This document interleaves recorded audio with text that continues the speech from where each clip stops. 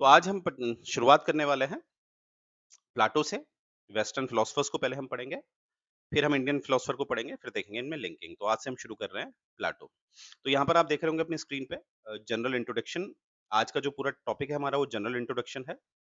किस तरह से जो हमारे प्लाटो हैं, प्लाटो 12 साल अपने नेटिव यानी कि एथेंस से बाहर गए और उन्होंने नॉलेज ली। और मैं पर्सनली अगर आपको बताऊं कि मैंने जब इन लोगों को पढ़ा तो मुझे एक चीज समझ में आई है कि जिंदगी में घर से बाहर जो निकला है उसी ने असली नॉलेज ली है। जो घर ही में रह गया है वो कंफर्ट जोन में रहता है, तो वो उतनी नॉलेज गेन नहीं कर पाता है। तो क्या सीखे आप आपसे? इससे क्या सीखे आप? कुछ विचार हमेशा याद रखना कि जिंदगी में अगर आपको कुछ करना है तो घर से थोड़ा बाहर रहना पड़ता है, राइट? ये भी दिखेगा आपको यहाँ पर। प्लाटो 12 साल एथेंस से बाहर रहे और वहीं पर इन्होंने, जब ये एथेंस वापस आए 12 सालों के बाद, तो इन्होंने किताबें लिखी। और किताबों ने मतलब भैया माहौल ऐसा कर दिया पूरे समाज का कि आज भी हम इनकी किताबें पढ़ रहे हैं। जैसे किताब का नाम है द रिपब्लिक। द रिपब्लिक किसने लिखी है? प्लाटो ने।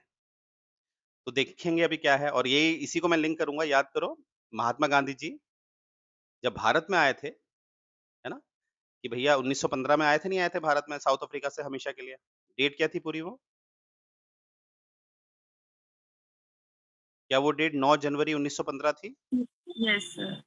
तो जब वो आए थे तो उनसे याद करो, हमारे गोपाल कृष्ण गोखले ने क्या बोला, पहले आप 1 साल क्या करो, पूरे भारत का भ्रमण करो, फिर राजनीति में आओ। यानी कि घूमना बहुत ज़रूरी होता है। और प्लाटो ने भी 12 साल घूमा, उसके बाद जो उसने किताबें लिखी, वो किताबें आज तक हम पढ़ रहे हैं। और हम आज तक क्यों पढ़ रहे हैं, वो भी हम देखेंगे। तो आज हम पढ़ेंगे जनरल इंट्रोडक्शन, नेक्स्ट क्लास में थ्योरी ऑफ जस्टिस, उसके नेक्स्ट क्लास में द क्वेस्ट फॉर जस्टिस, और नेक्स्ट क्लास में नेचर ऑफ जस्टिस। तो ये हम पढ़ेंगे प्लाटो के बारे में। Let's begin this show. तो अब कुछ जनरल इंट्रोडक्शन रहेगा, आइए देखते हैं। तो देखो, सबसे पहले यहाँ पर प्लाटो का जो जन्म है वो बताया जा रहा है 427 से 347 ये माना जाता है। और ये सोक्रेट्स के सबसे ब्रिलियंट शिष्य हैं। सबसे ब्रिलियंट क्या है? शिष्य हैं। देखो, हमने पढ़ाई है सोक्रेट किसके गुरु हैं? प्लाटो प्लाटो के। के। और जैसे आगे आप पढ़ोगे तो प्लाटो ने लिखा है। अच्छा, पहले मुझे ये बताओ, प्लाटो का समय काल ये है और सोक्रेट का समय काल ये है। अब बताओ, ये क्या ये आपस में कंटेम्परेरी है?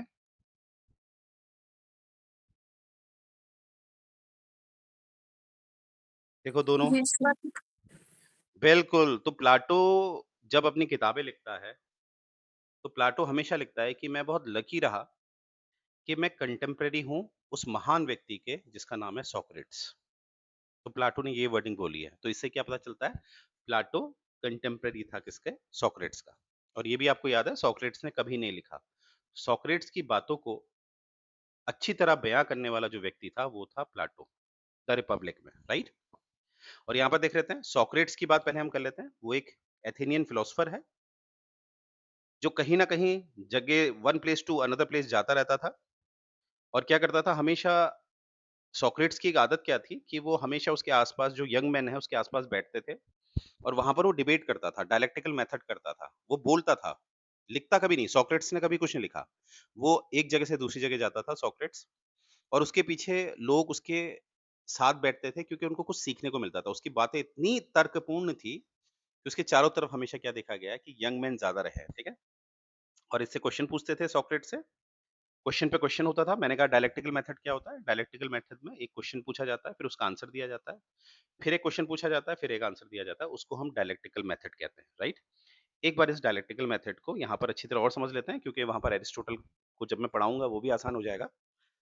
जैसे आपने कोई क्वेश्चन मुझसे किया, यहाँ पर मैं करुण हूँ, ठीक है, और यहाँ पर मानते हैं कोई सीता है, ठीक है। अब सीता ने एक क्वेश्चन किया, ठीक है, सीता ने एक प्रश्न किया, क्वेश्चनिंग करी सीता ने, मैंने उसका आंसर दिया, मैंने उसका एक आंसर दिया, तो आंसर आया, ठीक है। इसको मैं एक थीसिस बोल देता हूँ। थीसिस क्या होता है? थीसिस हमेशा क्या होता है? जहां पर आप विचारों को लिखते हैं, ठीक है, अलग अलग विचारों को, थीसिस आया। फिर सीता ने यहाँ पर एक काउंटर मारा। जो थीसिस बाहर आई, सीता ने एक और प्रश्न उठाया इसमें। इस थीसिस में सीता ने क्वेश्चनिंग करी, तो इस क्वेश्चनिंग को कहेंगे एंटीथीसिस। क्या कहेंगे? क्योंकि उसने क्वेश्चनिंग करी है ना कि ऐसा कैसे, क्वेश्चनिंग करी है, तो वो एंटीथीसिस आया, ठीक है। एंटीथीसिस आया, उसने एंटी मारा है, फिर मैंने आंसर दिया, उसको सैटिस्फाई किया, फिर थीसिस आ गया।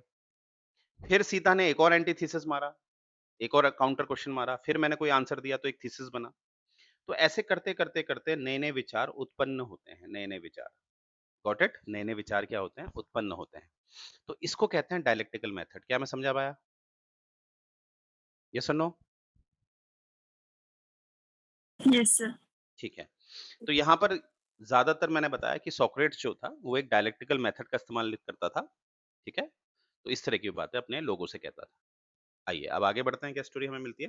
तो इस स्लाइड से हमें स्टोरी क्या मिली कि Socrates and Plato they both were contemporary.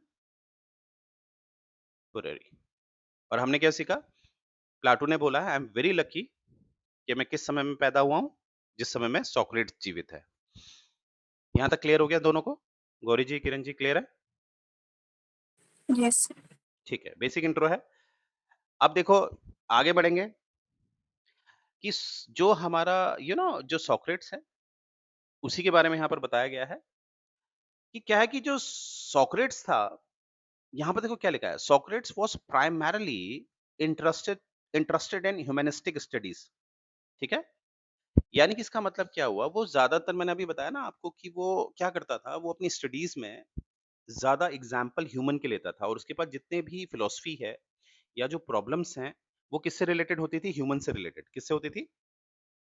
Human से रिलेटेड।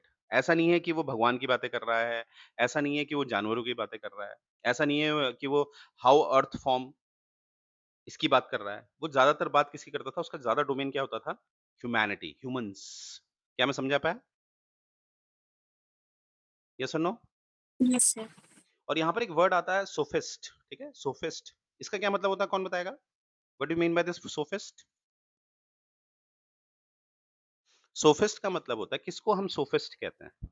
सोफिस्ट वह व्यक्ति होता है जो ट्रैवलर होता है, जो एक प्लेस से दूसरी प्लेस में जाता है, एक सिटी से दूसरी सिटी में जाता है, तो उसको हम सोफिस्ट कहते हैं। देखो, मैंने अभी आपको एक बात बताई थी, जब आप अपने स्टेट को छोड़कर दूसरे स्टेट में रहते हो, तीसरे स्टेट में रहते हो, चौथे, तो आपको नहीं लगता हर स्टेट का अपना कल्चर होता है?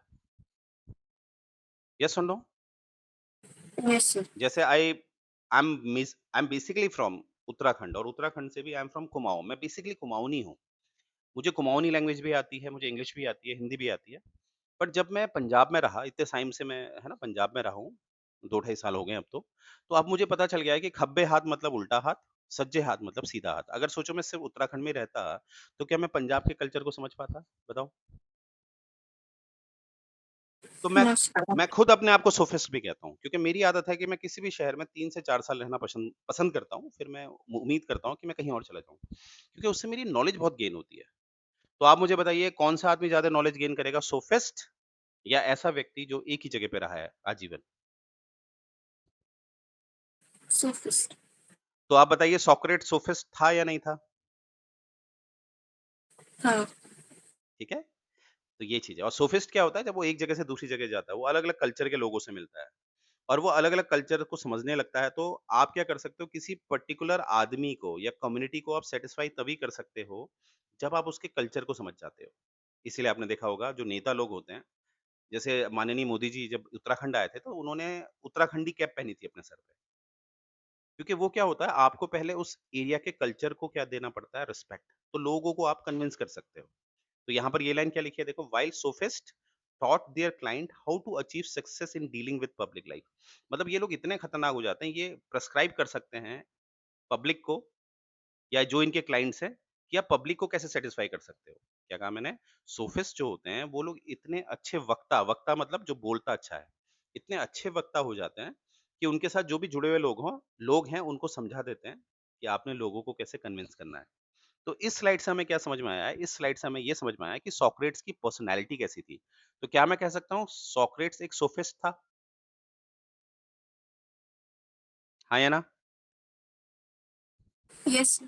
क्या मैं कह सकता हूँ जो लोग सोफिस्ट होते हैं, उनको कहीं न कहीं नॉलेज ज़्यादा मिल जाती है, how to deal with the people? Yes. चलो, किरण जी, क्लियर है? Yes sir. तो कीवर्ड क्या है यहाँ का? ये। हर स्लाइड का कीवर्ड होता है, वो हमने निकालना होता है, ठीक है? चलो, नेक्स्ट हम देखते हैं। बड़ा इंटरेस्टिंग है सोक्रेट्स, नहीं ये सॉरी, ये प्लेटो ना, अभी देखना बड़ा मज़ा आता है। अब देखो यहाँ पर क्या है, अब Socrates taught his people how to gain scientific knowledge.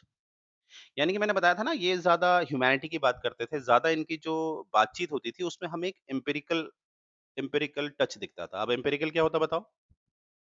Scientific fact based.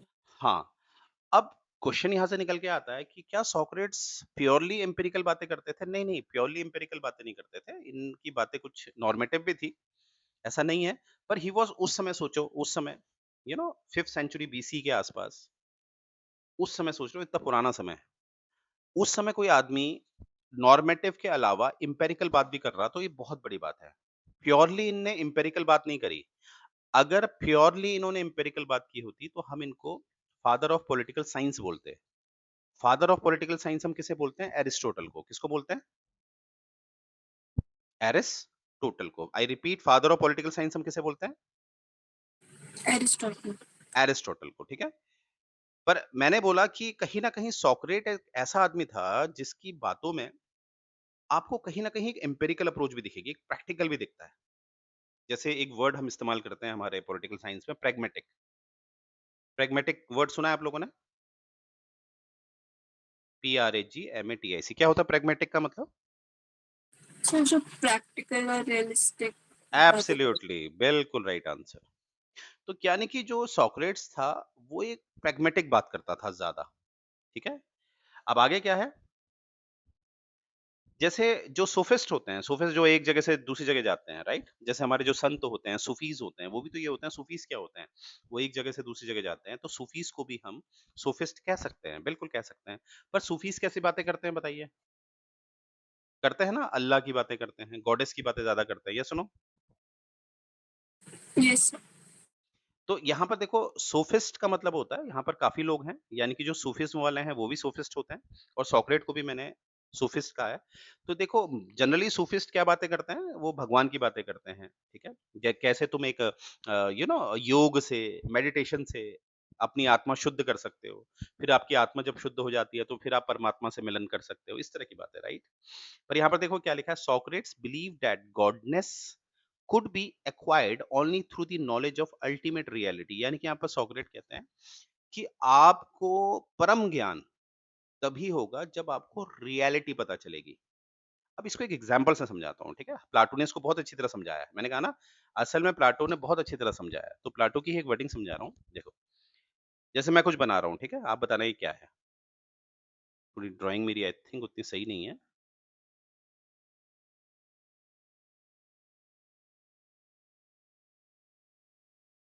बताओ ये मैंने क्या बनाया? ए ये है, बी ये है, बताओ ए क्या है?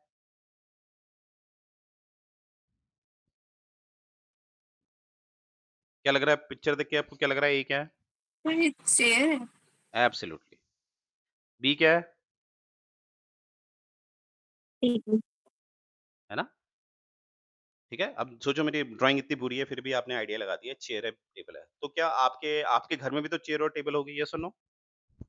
Yes sir. अब ध्यान से देखो, ये वास्तविकता है ही नहीं। ये तो एक लकड़ी है। हमेशा चेयर में क्या होता है? एक वुड होती है। मोस्टली हम वुड का ही होता है हमारा चेयर टेबल, राइट? मानते हैं ये बात? मोस्टली, या वो किसी और मेटल का भी हो सकता है। अब प्रॉब्लम क्या है? रियलिटी ये है ही नहीं। रियलिटी तो ये क्या है? ये चेयर टेबल है ही नहीं। वो तो हमने शेप दे दिया है, एक इल्यूजन बनाया है, और हम इसका क्या नाम दे देते हैं? चेयर और टेबल। क्या कुदरत ने आपको चेयर एंड टेबल दी है? असल में ये लकड़ी है ना? तो ये जो लकड़ी है, रियलिटी क्या है? ये एक वुड है, और रियलिटी ये भी है कि नेचर ने हमें नहीं दिया है ये। पर हमारा माइंड देखो, इसको देखते ही क्या मानता है? रियल। क्योंकि रियल क्या है? चेयर आपको दिखती है, आप कहते हैं सर चेयर है, ये तो टेबल है ना? जैसे आपके सामने चेयर टेबल रखी है या बेड रखा है, आप उसको रियल मानते हैं, और रियल है भी, आप उसे टच कर सकते हैं। पर क्या सच में रियल है वो? सोचो। वो असल में, अगर उसको आप एलिमेंट्स में देखोगे तो आपका जो बेड है, वो असल में एक वुड है, और उसमें जो कीलें मारी गई हैं वो असल में एक आयरन है। मानते हो मेरी बात? यस और नो? Yes sir. थोड़ा ध्यान से समझना पड़ेगा आपको, फिलॉसफी पढ़ रहे हो। तो जो हमें दिखता है, जो हमारा मटेरियलिस्टिक वर्ल्ड है, वो असल में एक इल्यूजन है। असल में क्या है वो? इल्यूजन है वो। और जो एडवर्टाइजमेंट होता है, कभी भी देखना, आप जब अपना टीवी लगाते हैं या यूट्यूब में कुछ मूवी देख रहे हैं, कुछ भी देख रहे हैं, तो बीच में एडवर्टाइजमेंट आता है। अब वही बात हो गई, मैंने एक बार वो कहा ना, I was in class 8th और 9th, तो मैं वो फेयर एंड हैंडसम लेने चला गया क्योंकि एक लड़की ने मुझे रिजेक्ट कर दिया था, बिकॉज़ उन्होंने कहा मुझे गोरे लड़के पसंद हैं। तो मेरा रंग थोड़ा बीच का है ना गोरा ना काला, तो मुझे बड़ा बुरा लगा। फिर मैं आई वेंट टू मार्केट, तो कोई पहचान के थे, उन्होंने कहा वो शाहरुख खान का एडवर्टाइज़मेंट आता था तब, फेयर एंड हैंडसम लगाओ, गोरे हो जाओ। अब मुझे बताओ, मैं ले गया फेयर एंड हैंडसम, क्या मुझे कोई क्रीम गोरा कर सकता है बताओ? गौरी जी कर सकता है? No sir. फिर भी हम क्रीम क्यों ले लेते हैं? It's all about illusion. हमारे साथ प्रॉब्लम क्या है इंसान के साथ कि हम लोग इल्यूजन को ही सच मानते हैं। बस हमारे सामने प्रेजेंटेशन अच्छा होना चाहिए। मानते हो ना ये बात? तो टेबल कुर्सी यानी कि हमारा माइंड, हमारा जो एक कॉग्निटिव प्रोसेस होती है, जो हमारा माइंड काम करता है, वो शेप्स को ज़्यादा अट्रैक्ट हो जाता है। वो शेप को ही चाहता है। वो जब तक उसमें शेप नहीं होगा, चेयर टेबल एक शेप ही तो है। हम उसको एक्सेप्ट ही नहीं करते। आपकी फ़िल्म इंडस्ट्री देख लो, हीरो-हीरोइन क्यों अपना फिगर मेंटेन रखते हैं? क्योंकि हमारा माइंड शेप को ही एक्सेप्ट करता है। मानते हो ये बात? तो हमारा माइंड में एक इल्यूजन क्रिएट है, ये ऊपर वाले ने क्रिएट किया है। इसीलिए हम रियलिटी से दूर हो जाते हैं। इसीलिए हम रियलिटी से दूर हो जाते हैं, ठीक है? तो यहाँ पर इसीलिए यहाँ पर हमारा सोक्रेट्स वाज़ द वन, जो हमें अभी तक पता है, जिसने ये बताया कि भैया ऐसा है, आपको इल्यूजन से बाहर आके रियलिटी में जाना पड़ेगा। और इसको समझाने के लिए भी डोंट वरी, जब हम the Republic, theory of justice पढ़ेंगे, शैडो पढ़ेंगे, तो आपको और समझ में आएगा। इन बातों को प्लाटो ने बड़े एग्ज़ाम्पल से समझाया है। हालाँकि मैंने जो चेयर वाला एग्ज़ाम्पल दिया वो प्लाटो का ही है। क्या मैं समझा पाया? येस और नो? हाँ सर। अब इस स्लाइड से हमने क्या निकाला है, वो समझ लेते हैं। इस स्लाइड से हमें क्या मिला है? इस स्लाइड से हमें 2 बातें मिली हैं। पहली बात हमें ये मिली है कि सोक्रेट जो है वो एक सोफिस्ट है, मानते हो? यस दूसरी सर। दूसरी बात हमें ये मिली है, पर वो एक अलग तरह का सोफिस्ट है, ठीक है? एक एक्सेप्शन केस है, एक एक्सेप्शन है सोफिस्ट में। कैसा? वो ज़्यादा कैसी बातें करता है? वो कहता है कि रियलिस्टिक को समझो, इल्यूजन से बाहर आओ। क्या कहा मैंने? रियलिस्टिक को आपको समझना पड़ेगा। जो हमारा मटेरियलिस्टिक वर्ल्ड है, वो असल में एक इल्यूजन है। वही टेबल और चेयर वाली बात। तो वो कहता है पहले आपको एक रियलिटी को समझना पड़ेगा। उसके बाद ही आप क्या कर सकते हो? एक बहुत बड़े फिलॉसफर बन सकते हो। Are you getting my point? तो यहाँ पर ये बातें याद रखना कि वो कहता है जो हमें दिखता है वो असल में होता नहीं है, और जो नहीं दिखता है वो होता है। तो ये कौन कहता है? सोक्रेट्स। ठीक है? अच्छा, आगे क्या है?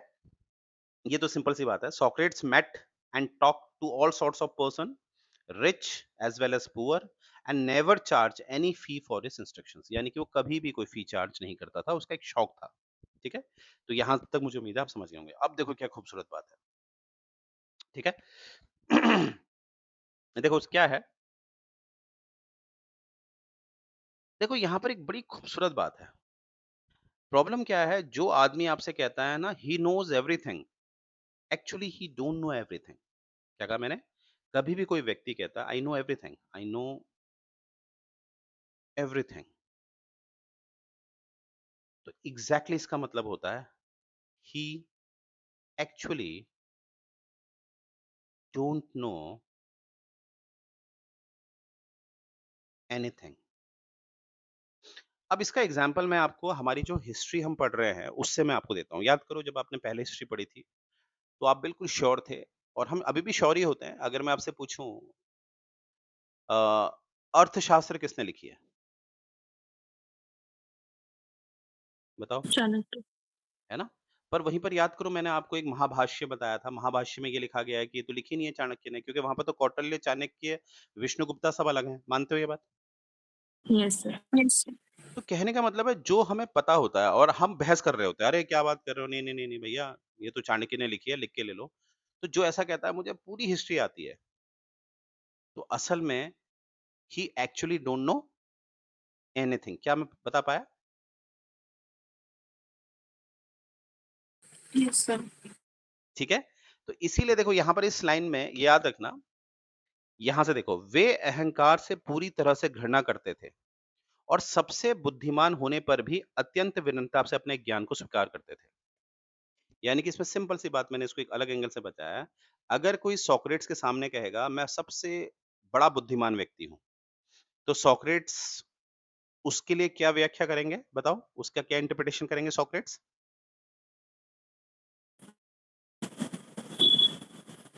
जो सोक्रेट्स के सामने ये कहेगा कि मैं सबसे बुद्धिमान व्यक्ति हूँ, मेरे को इस चीज़ का अहंकार है। तो सोक्रेट उसके लिए क्या व्याख्या करेंगे? क्या इंटरप्रिटेशन करेंगे? इसको कुछ नहीं कंसीडर ठीक है? क्योंकि देखो सोक्रेट जैसा आदमी जिसने हिला दिया था, वो अपने आप को क्या करता अपने अज्ञान को क्या करते थे? स्वीकार करते थे।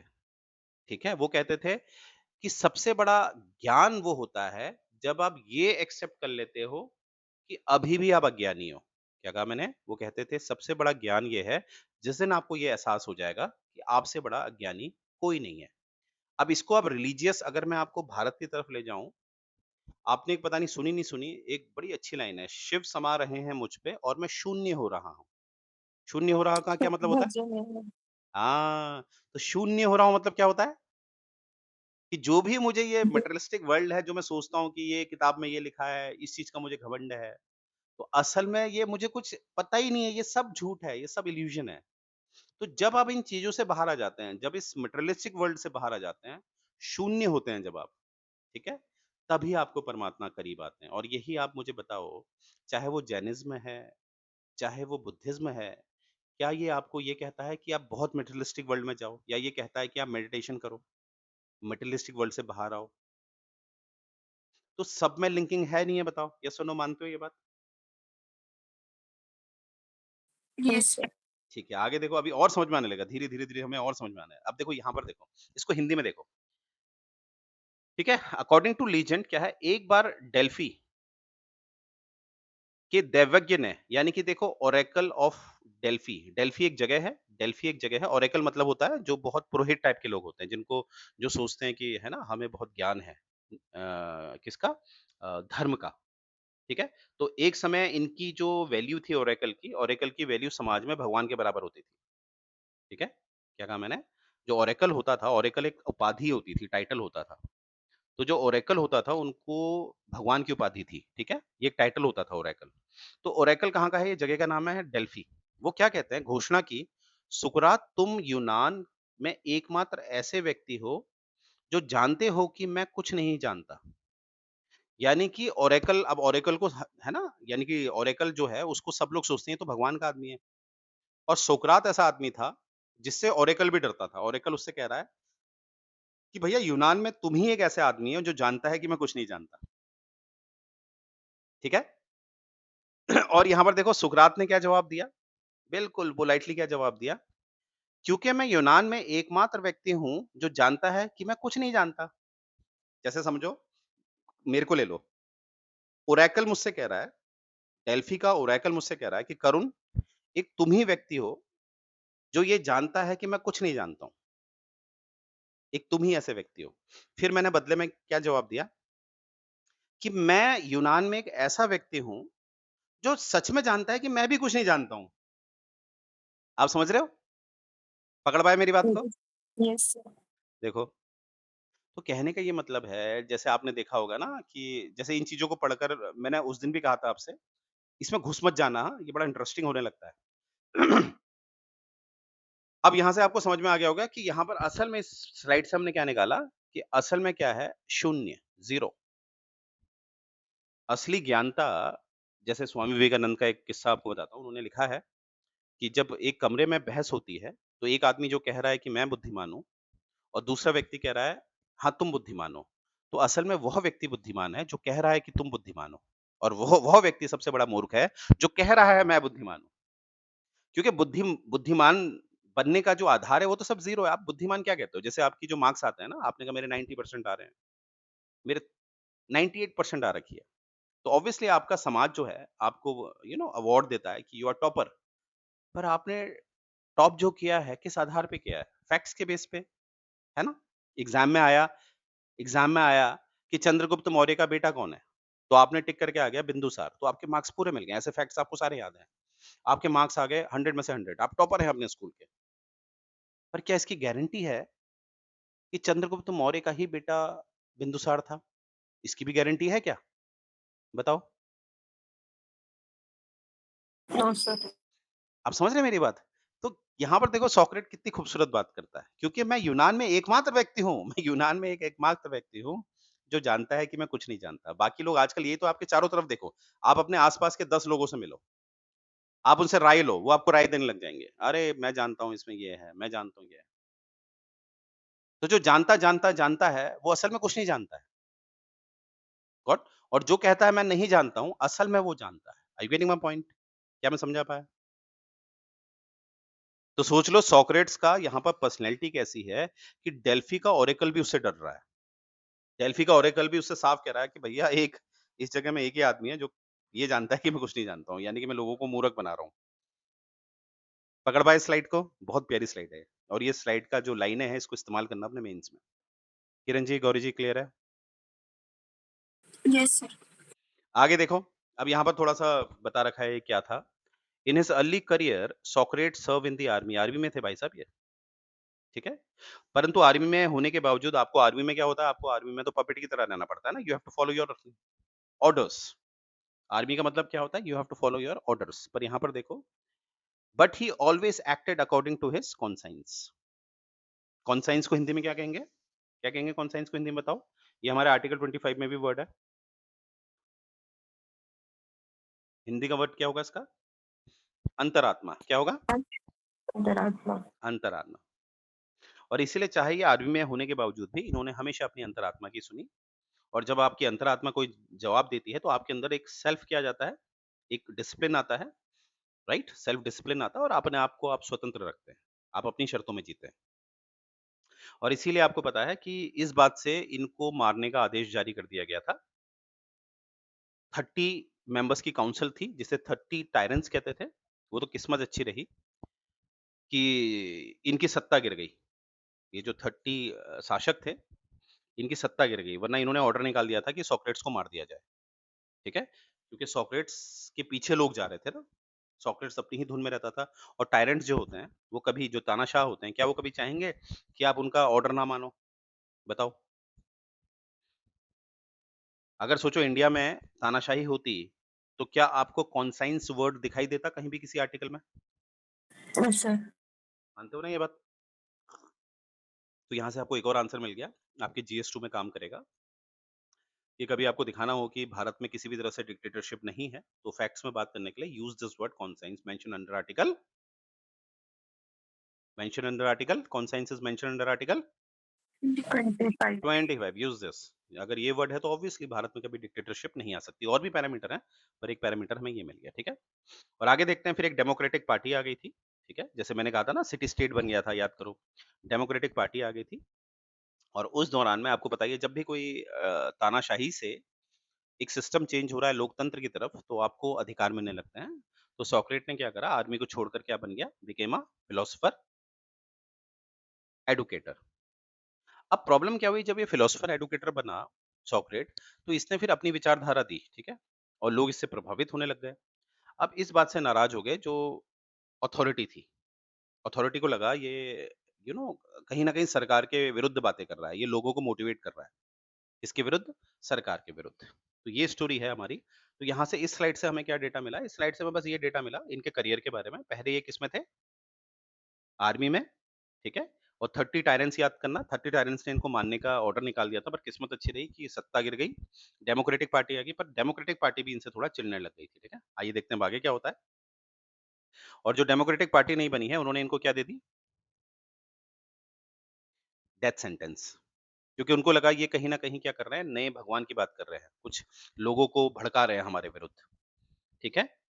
तो इनसे एक शर्त रखी थी, जैसे इसमें लिखा नहीं है ये बात, मैं आपको बता देता हूँ। इनसे एक शर्त रखी गई थी, इनको जब दरबार में बुलाया गया, तो बहुत बड़ा दरबार है, तो इनसे पूछा गया, एक तरफ रखा था ज़हर का प्याला, ठीक है? एक प्याला था, उसमें ज़हर रखा हुआ था और एक तरफ इन्होंने इनसे कहा गया, जो आपने अपने स्टूडेंट को सिखा रखा है, आप उनसे बोलो कि आपने जो भी सिखाया है, वो गलत है। अब यहाँ पर एक सच्चा टीचर क्या करेगा बताओ? ज़हर पिएगा। तो यहाँ पर क्या करते हैं, कहते हैं कि इन्होंने ज़हर का प्याला एक्सेप्ट किया और इन्होंने ज़हर का प्याला पिया और इनकी डेथ हो गई। तो कभी-कभी पूछा जाता है, वो कौन फिलोसोफर था जिसने ज़हर का प्याला पिया? तो आंसर क्या है? प्लाटो। प्लाटो, ठीक है? और ऑब्वियसली देखो इस तरह की हरकतें जो होती हैं, तो ये क्रांति लाती है ना, तो इससे प्रभावित होंगे इनके सबसे प्रिय शिष्य, क्या नाम है उनका? प्लॉट प्लाटो, ठीक है? तो यहाँ पे लिखा है this event had a profound impact on the young mind of Plato. और कहीं न कहीं आप देखेंगे प्लाटो अब इनके जीवन पे इनको अपना हीरो बनाएगा।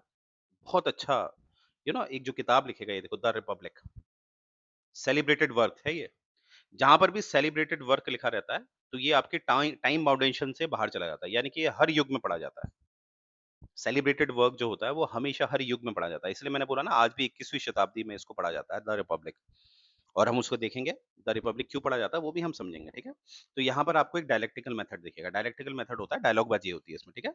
तो द रिपब्लिक जब आप पढ़ेंगे किताब, तो वहाँ पर आपको दिखेगा वो एक डायलॉग में है, डायलेक्टिकल मेथड है। और उसमें जो हीरो प्लाटो ने बनाया है, जो सभी के प्रश्नों का आंसर देगा, तो वो हीरो कौन बनेगा? सॉक्रेट्स। कौन बनेगा? प्लॉट नहीं, नहीं, हीरो तो सॉक्रेट्स बनेगा। मैंने क्या कहा ध्यान से यस सर देखो, यस है ना? प्लाटो ने क्या लिखी? द रिपब्लिक क्या है? एक डायलेक्टिकल मेथड यानी कि डायलॉग बाजी में किताब लिखी गई है।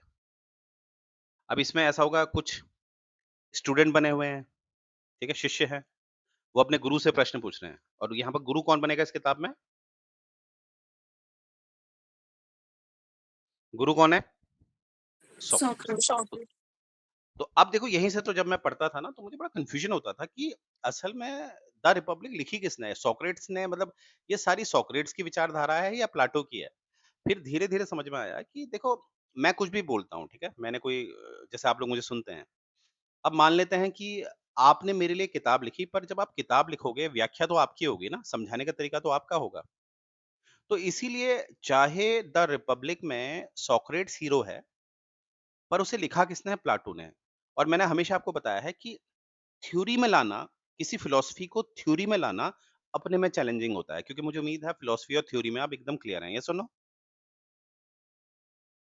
क्योंकि फिलॉसफी को यस एक सर क्रोनोलॉजी देना अपने में बहुत चैलेंजिंग वर्क होता है। क्या कहा मैंने? फिलॉसफी को एक क्रोनोलॉजी देना, क्योंकि जब तक आप फिलॉसफी को क्रोनोलॉजी नहीं दोगे वो समझ में नहीं आता। और किताब लिखना इस थ्योरी। तो इसीलिए चाहे द रिपब्लिक में सोक्रेट्स को हीरो बनाया गया है और सोक्रेट्स की बातों को रखा गया है, पर उसको इंटरप्रीट किया गया है, एड ऑन किया गया है प्लाटो के द्वारा। प्लाटो ने उसमें काफी कुछ एड ऑन किया है। तो इसीलिए फिलोसफी फादर ऑफ फिलोसफी किसे कहा जाता है? प्लॉट प्लाटो को। तो फादर ऑफ पॉलिटिकल साइंस या फादर ऑफ पॉलिटिकल फिलोसफी, ठीक है? फादर ऑफ पॉलिटिकल फिलोसफी किसे कहते हैं? प्लाटो को। और फादर ऑफ पॉलिटिकल साइंस किसे कहते हैं? एरिस्टोटल क्योंकि आगे चल के प्लाटो का ही शिष्य कौन बनने वाला है? एरिस्टोटल यानी कि सोक्रेट्स, क्योंकि सोक्रेट्स ने कभी कुछ लिखा नहीं ना, तो इसीलिए फादर ऑफ पॉलिटिकल फिलोसफी हम कहते हैं किसको? प्लाटो को। चलो अब यहाँ पर एक नाम भी आ गया द रिपब्लिक। और यहाँ पर जो चीफ स्पोक्समैन है, ठीक है, वो कौन है आपका? सोक्रेट। समझ में आ रहा है ना, यहाँ तक क्लियर है सबको? यस सर अब प्लाटो को देखते हैं। Plato himself was born in a noble aristocratic family. अरे भैया कोई कमी नहीं थी, राजा महाराजाओं के परिवार में पैदा हुआ है। कौन? प्लाटो। असल में प्लाटो का नाम था एरिस्टोक्लीस। क्या था? प्लाटो का ओरिजिनल नाम एरिस्टोक्लीस था, पर प्लाटो का मतलब होता है ऐसा व्यक्ति जिसका शरीर थोड़ा मस्कुलर है, ब्रॉड शोल्डर है, ठीक है? ये देखो गठीला शरीर है, स्टॉट बॉडी है, ब्रॉड शोल्डर्स हैं। तो ऐसे व्यक्ति के लिए इस्तेमाल किया जाता था वर्ड प्लाटो, ठीक है? क्योंकि प्लाटो उसके लिए इस्तेमाल होता है जो एक गठीला शरीर होता है, ब्रॉड शोल्डर्स होते हैं उसके लिए। तो यहाँ से ये भी याद रखना, एग्जाम में पूछा जाता है। प्लाटो का ओरिजिनल नाम क्या है? एरिस्टोक्लीस। और देखो आगे चल के क्या हो गया? ग्रेट सोल्जर बना ये। और आगे चल के एक एक्सीलेंट स्पोर्ट्स पर्सन भी था ये, क्योंकि ऑब्वियसली ब्रॉड शोल्डर थे इसके, तो बहुत अच्छा ये स्पोर्ट्समैन भी था। इसकी वजह से सोल्जर भी बना, राइट? अब देखो यहाँ पर क्या है, ये भी कहीं न कहीं होता है ना, आप अपने मेंटर से प्रभावित हो जाते हैं। तो he was fascinated by philosophy, होना ही है, क्योंकि ये किसका शिष्य है? बताओ किसका शिष्य सॉकेट है? है ना? सोक्रेट का। अब देखो यहाँ पर ये लाइन बड़ी इंपॉर्टेंट है। Plato paid a rich tribute to his master in these word. देखते हैं क्या वर्ड है? I thank God that I was born Greek and not barbarian. Barbarian मतलब होता है ऐसे लोग जो जंगलों में रहते हैं। इसने कहा आई वाज़ वेरी लकी कि मैं ग्रीक में बॉर्न हुआ, मैं बारबेरियन नहीं हूँ, ठीक है? ना ही मैं स्लेव हूँ, ना ही फ्री मैन हूँ, ना ही मैं एक नॉर्मल आदमी हूँ, ना ही मैं एक औरत हूँ। इन सबसे ऊपर क्या बात है कि मैं क्यों लकी हूँ? मैं क्यों लकी हूँ? क्योंकि मैं किस समय में पैदा हुआ हूँ? Age of Socrates. Chocolate. मैंने कहा था ना स्टार्टिंग में I was born in the यानी कि समकालीन यानी कि contemporary I was born in the age of Socrates. I was so lucky. तो ये बात बोली है किसने? प्लाटो ने, राइट? आगे बढ़ते हैं। अब देखो जो आपको मैंने बताया था ज़हर का प्याला किसने पिया था? तो जो ट्रेजिक एंड हुआ था सॉक्रेटिस का, इसने कहीं न कहीं प्लाटो के माइंड में एक डर पैदा कर दिया था किस कौन-सी सरकार के अगेंस्ट? Banana. इसीलिए याद रखना आपको पता है कि जितना भी आप प्लाटो को पढ़ेंगे, तो आपको ये दिखेगा कि डेमोक्रेसी के अगेंस्ट बात करी है प्लाटो ने। और आपको यहाँ से ये भी समझ में आएगा कि मैंने भी ये बताया था स्टार्टिंग में जब आप घर से बाहर निकलते हैं, तो आपको काफ़ी कुछ सीखने को मिलता है। क्या कहा इसने देखो, he realised that when incompetent people had become ruler यानी कि लोकतंत्र की सबसे बड़ी कमी बताओ क्या है? आपको नहीं लगता कि आज के समय में भारत में देखो, आपको नहीं लगता कि जितने भी हमारे एमएलए, एमपी होते हैं, बहुत सारे लोगों पे एफआईआर है।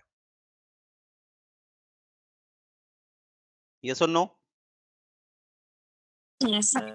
और ऐसे लोग क्या होते हैं ऐसे लोग क्या होते हैं जैसे समझ लो कोई एक ज्ञानी आदमी आ जाएगा तो ऐसे लोग डरने लग जाते हैं और ये लोग क्या करेंगे ज्ञानी आदमी को बाहर कर देंगे मानते हैं जैसे आजकल आप देखते होंगे मोदी जी का जो आपका इंडिया गठबंधन है जैसे राहुल गांधी जी ने काफी आरोप लगाना शुरू कर दिया मोदी जी पे देखा आपने Yes, sir. तो लोकतंत्र के साथ समस्या ये है जब कोई ज्ञानी आदमी आता है तो जो अज्ञानी लोग हैं वो क्या करते हैं उस आदमी को बाहर कर देते हैं तो वही चीज तो हुई मैंने नहीं बताया जहर का प्याला किसने किसको पिलाया बताओ क्या मैं कह सकता हूँ मूर्खों ने एक समझदार बुद्धिमान व्यक्ति को पिलाया Yes, sir. क्या मैं कह सकता हूँ किसने किसको मारा मूर्खों ने बुद्धिमान व्यक्ति को मारा कह सकता हूँ Yes, sir. तो ये लाइन पढ़ो they did not hesitate to execute the wisest man of their land बस एक ही कंसर्न होता है कि इनको अपनी पोजीशन को जो इनकी पोजीशन है वो सेफ रहे तो ये है प्लाटो के माइंड में ये चीज आ गई थी क्योंकि उसने देखा ना उसने इंसिडेंट को समझा तो उसको ये समझ में आ गया कि डेमोक्रेसी इज वेरी बैड और ये सत्य है बॉस मानते हो ना ऐसे ऐसे एमएलए एमपी आपको दिख जाएंगे जिन पे केसेस हैं रेप केसेस हैं मर्डर केसेस हैं मानते हो ये बात मेरा जैसा आदमी आपको लगता है मैं एमएलए में खड़ा हूंगा मैं जीतूंगा मतलब ही नहीं होता जीतूंगा क्या मैं मतलब ही नहीं होता अब देखो आगे क्या कितनी खूबसूरत बात देखो he was convinced that in order to save the state अगर स्टेट को बचाना है तो डेमोक्रेसी से बाहर रखो उसे और डेमोक्रेसी किससे रिप्लेस हो जानी चाहिए rule of the wisest and the best यानी कि एक तरह की वो यहाँ पर मोनार्की या एरिस्टोक्रेसी की बात कर रहा है मोनार्की में क्या होता है राजा होता है एरिस्टोक्रेसी में क्या होता है कुछ ग्रुप ऑफ नोबल पीपल होता है वो साथ में रूल करते हैं अब आगे क्या है देखो उसको ये तो समझ में आ गया कि डेमोक्रेसी क्या है राज्य के लिए खतरा होती है और उसने एक थ्योरी निकाली है कि हमेशा क्या होता है कि राज्य को रूल करना चाहिए जो लोग नॉलेजेबल हैं जो लोग चतुर हैं वो लोग रूल करने चाहिए अब ये थ्योरी जो इसकी डेवलप हुई ये वाली ये थ्योरी और पुख्ता और मजबूत कैसे हुई जब वो एथेंस को छोड़ेगा ठीक है and proceed to see the world for himself ठीक है उसने एथेन को छोड़ा किसी के कहने से नहीं छोड़ा है उसने समझने के लिए छोड़ा है सबसे पहले ये इजिप्ट गया याद रखना ये क्वेश्चन आते हैं कि सबसे पहले ये कहाँ गया ये यूजीसी नेट के क्वेश्चन है हाँ? तो सबसे पहले जो इसने विजिट किया वो इजिप्ट किया इजिप्ट की कैपिटल क्या है गौरी जी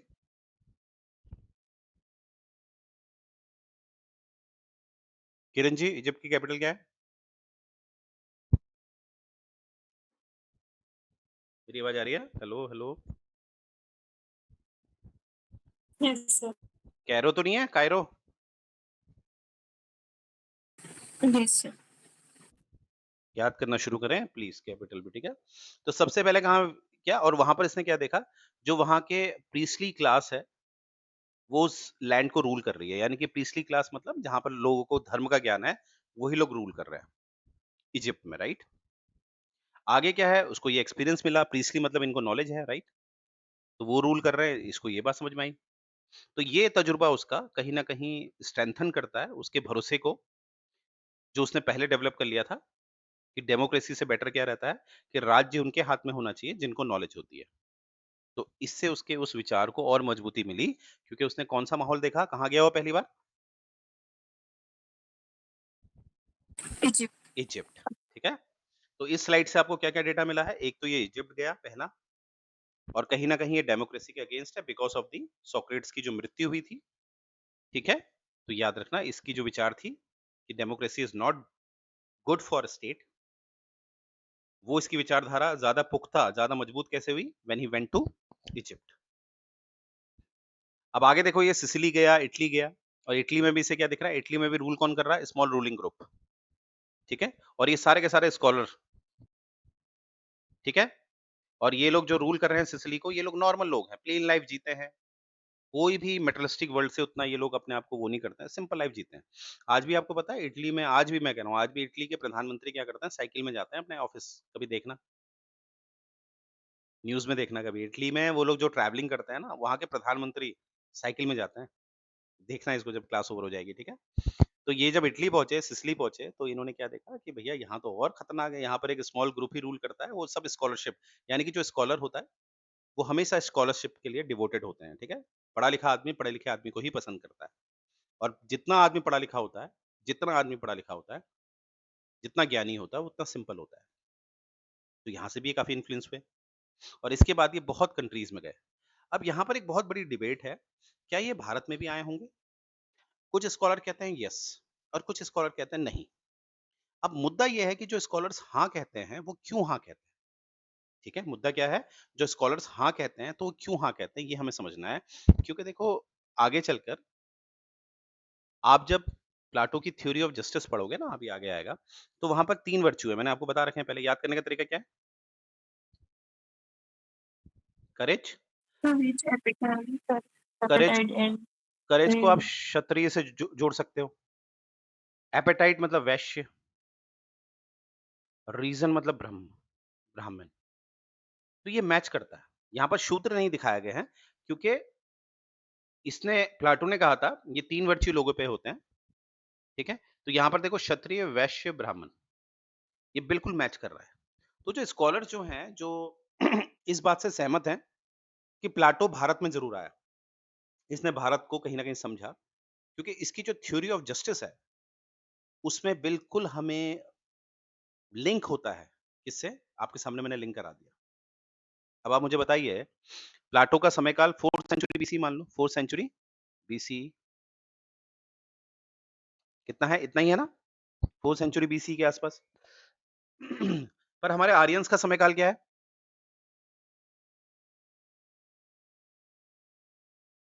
1500 से अब आपको क्या लग रहा है, पहले कौन आया? आर्यन्स। ऑब्वियसली, तो आर्यन्स पहले आ चुके हैं भाई, उसके बाद ये आया ना। तो इससे जो स्कॉलर्स हैं, जो इस बात से सहमत हैं कि प्लाटो भारत में ज़रूर आया, या ऐसा भी हो सकता है, वो लोग कहते हैं कि हो सकता है जो भारत का ये ज्ञान है, क्योंकि याद करो मैंने आपको ज़ेंड अवेस्टा पढ़ाया था, याद आ रहा है Zend Avesta? Elam, Iran. Iran का। क्या ये सत्य है कि ज़ेंड अवेस्टा और ऋग्वेद में 80% सिमिलैरिटी है? Yes sir. तो हो सकता है कि उसने ईरान में ज़ेंड अवेस्टा को पढ़ा हो, या ये भी हो सकता है कि वो भारत के नॉर्थ वेस्ट एरिया में आया हो और वहां से उसने वेद प्रथा को समझा हो। तो ये स्कॉलर्स इस बात से सहमत हैं, ठीक है? तो ये यहाँ पर आप लिख सकते हैं, इस आधार पे ये माना जा सकता है। हाँ जी, हाँ जी। सर अभी ना जैसे 1-2 दिन पहले ना मैं एक चीज़ पढ़ रही थी, जो मैं न्याय फ़िलॉसफ़ी मेरी ना सब्जेक्ट का पार्ट है उसका सिलेबस का। तो हाँ जी, सर हाँ जी। उसमें ना एक जगह लिखा हुआ ऐसे आया था कि न्याय फ़िलॉसफ़ी में ना 3 सिलॉजिज़्म ऐसे करके बात करी गई है और वो एकदम मैच करते हैं एरिस्टोटल की थ्योरी से। हुँ। तो सर उसमें ऐसा था कि वो बुद्धिस्ट के टाइम पीरियड का था न्याय फ़िलॉसफ़ी और एरिस्टोटल बाद का था। तो सर उसमें ऐसे दिखाते हैं कि शायद से एरिस्टोटल ने हमारा वो पढ़ा होगा। तो सर क्या ये हो सकता है कि जब प्लेटो यहाँ आया होगा तो उसने ये सीखा होगा और फिर एरिस्टोटल को बताया होगा? एब्सोल्युटली, मैं इसको झुठला ही नहीं सकता, क्योंकि आप फैक्ट दे रही है ना। जैसे जितना मुझे पता है, न्याय न्याय फिलॉसफी किसने दी थी? गौतम ने दी थी, गौतम बुद्ध ने, यस और नो? Got yes. है ना? तो आप बिल्कुल सही कह रही हैं, ऐसा हो सकता है, क्यों नहीं हो सकता है? वही बात होगी जो यहाँ पर हमने उठाई, वही बात आपने उठाई, बिल्कुल सही है। समझ रहे हैं ना? और इस लेवल में सोच रही हो तो वेरी गुड, सही जा रही हो, गुड। अब आगे देखो, यहाँ तक क्लियर हो गया। देखो यहाँ पर, weather he also visited India because the scheme और विजिट इनटू 3 क्लासेस, ये देखो मैंने बता दिया आप लोगों को, ठीक है? तो यहाँ पर ये बात उठाई है कि कहीं न कहीं जो हिंदू कास्ट सिस्टम है, उससे मैच करता है प्लाटो का थ्योरी ऑफ जस्टिस। तो इस आधार पे ये कहा जा सकता है कि मे बी वो भारत भी आए हों। क्या मैं समझा पाया? यस। ठीक है, दैट्स इट। जैसे आपके एग्जाम में यूपीएससी सिविल सर्विसेज या सिविल सर्विसेज में जो मेंस होता है, यही तो होता है। ऑप्शनल ये तो पूछते हैं आपसे। इसको कमेंट करिए, जब मैं क्वेश्चंस दिखाऊंगा ना आप लोगों को, देखना। आगे बढ़ते हैं। अब आगे की लाइफ देखते हैं, लेटर लाइफ प्लाटो की। प्लाटो क्या होता है ना? 12 साल बाद काफी घूमते हैं, हाउ मेनी इयर्स, ठीक है? और उसके बाद वो वापस कहाँ गए? और जब ये वापस आए तो उनकी एज कितनी है? 40, ठीक है? और मेरी कभी भी, जैसे जैसे आपने मुझे फ़ोन किया या कोई भी मेरा स्टूडेंट मुझे फ़ोन करता है, तो मेरी कभी चर्चा होती है, तो मैंने हमेशा हर स्टूडेंट से ये बोला है कि कुछ सब्जेक्ट ऐसे हैं या कुछ नॉलेज ऐसी है जो आफ्टर एक एज के बाद ही समझ में आती है। जैसे मैंने उसमें एलएलबी रखी है, लॉ रखा है। लॉ को समझने के लिए भी आपके अंदर बड़ी मैच्योरिटी चाहिए। फिलॉसफी है, उसको समझने के लिए भी बड़ी मैच्योरिटी चाहिए। तो देखो, जब ये वापस आए तो कितने साल के हो गए? और जब तक, 40। अब इनको इतनी इन्होंने जगह-जगह जाकर इतना ज्ञान प्राप्त कर लिया है कि अभी तक ये क्या बन चुके हैं? अब जब ये फिलोसोफर बन जाते हैं तो क्या करेंगे? He started writing. और यहाँ पर सबसे बड़ा मास्टरपीस क्या है इनका? फिलॉसफी में एक मास्टरपीस माना जाता है। कौन सी किताब है वो? The Republic. The Republic is the most outstanding contribution of Plato with a lot of flashes. It covers a wide range of philosophy ideas. ठीक है? During even in the later ages. देखो, मैंने कहा ना, कभी-कभी कुछ विचार ऐसे होते हैं जो समय की सीमा से बाहर के होते हैं, यानी कि वो हमेशा चलते हैं। तो यानी कि अभी हम देखेंगे कि हमारे, जब हम इसको पढ़ लेंगे फिर हम उसको लिंक करेंगे हमारे संविधान से। क्या इसकी विचारधारा आज हमें दिखती है? वो बात का है। पहले इसको समझे तो सही, तो सीखो, ठीक है? आउटस्टैंडिंग वर्क क्या है इनका? तो किताब लिखी इन्होंने एट द एज ऑफ 40 के बाद इन्होंने किताब लिखा। और कितने साल का इनका अनुभव हो गया था? 12 साल ये घूमे। सिर्फ किताब पढ़ के किताब नहीं लिखी। किताब, ये स्टूडेंट थे किसके? सोक्रेट्स के, गुरु के अंडर थे। उसके बाद इन्होंने खुद 12 साल चीज़ों को समझा, उसके बाद किताब लिखी, और ऐसी किताब लिखी, आज इतने इतने टाइम बाद भी हम इसका इस्तेमाल कर रहे हैं, ठीक है? और यहाँ पर एक डुरेंट साहब हैं, विल डुरेंट साहब हैं, वो एक किताब लिखते हैं, द स्टोरी ऑफ फिलॉसफी। ये मैंने कहा, इस तरह के क्वेश्चन आपके यूजीसी नेट में आते हैं, तो ये चीज़ याद रखना। विल डुरेंट ने किताब क्या लिखी है? The story of philosophy. कब लिखी है? 1954 में। तो ये क्या कहते हैं? The Republic is a complete treatise.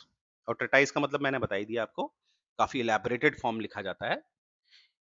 और यहाँ पर हमें मेटाफिज़िक्स मिल जाएगा। मेटाफिज़िक्स मतलब क्या होता है भाई?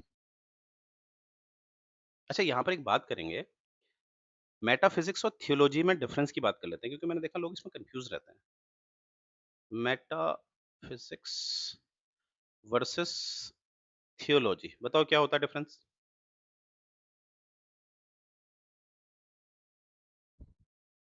पता है फ़र्क? Gauri ji, you have any idea for this? No sir. Kiran ji? No sir. देखो, इसमें ना थोड़ा ओवरलैपिंग है। देखो, मेटाफिज़िक्स क्या है, इसको एक मैं बड़ा वाला डायग्राम बना रहा हूँ बाहर का। ये है आपका मेटाफिज़िक्स। मेटाफिज़िक्स बियॉन्ड सेंसेस की बातें करता है, बियॉन्ड सेंसेस। इसमें सब तरह के क्वेश्चन आते हैं। जैसे बियॉन्ड सेंसेस मतलब ह्यूमन सेंसेस, हाँ, जो हम ऑब्जर्व नहीं कर सकते। यहाँ पर बात होगी, क्या गॉड एग्जिस्ट करता है? ये बात होगी। यहाँ पर बात होगी, जैसे ब्लैक होल होता है ना, ब्लैक होल इंसिडेंट या ट्रेजेडी, इसकी बात की जाती है, यूनिवर्स की बात की जाती है। इस तरह की बातें जो आपको बड़ी, है ना?